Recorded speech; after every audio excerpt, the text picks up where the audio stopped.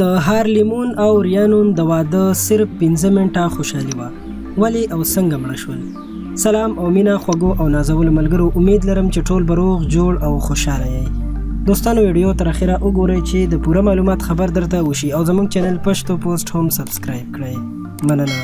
دوستانو واده چې د ژوند ستره او لویه خوشحالي وي او هر څوک غواړي چې داسې چا سره واده وکړي چې مینه ورسره ولري او زړه ته نږدې وي. همدغسې یو امریکایي هلک او جینۍ چې له مخکې نه یو بل خوښ و، صرف 15 منټه یې د واده نه وروسته خوشحالي وکړه او مړه شول.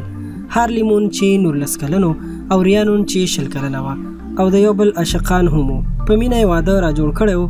د دوی کورنۍ هم ډېره خوشحاله وه، خو خوشحالي هغه وخت په غم بدله شوه کله چې واده وشو او دوی یعنی هلک او جینۍ د واده په موټر کې کېناستل او د کور نور غړي ورپسې شاته په نورو ګاډو کې ور روانو چې یو لوی ګاډی چې ټکټر ورسره تړلی و د شا د اړخ نه د ناوې او زلمي موټر ووهو او موټر له کنټرول څخه بهر شو او واوښتو، یعنی چپه شو.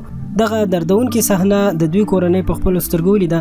د هارلی مور وایي چې ما د خپل زوی مرګ په خپلو سترګو ولیدو او ډېر کوشش مې وکړو چې خپل زوی له موټر څخه راوباسم، بچ یې کړم او شفاخانې ته یعنی هسپتال ته یې ورسوم، خو ومې نشو کولی چې راوی باسم او هلته یې ساه ورکړه او زما په ذهن کې به د خپل زوی مرګ ټول عمر وي. دا به مې هېڅکله هم له ذهن څخه ونه وځي.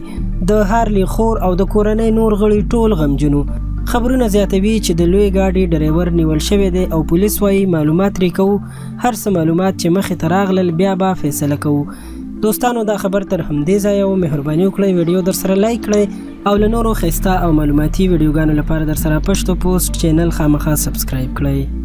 مننه.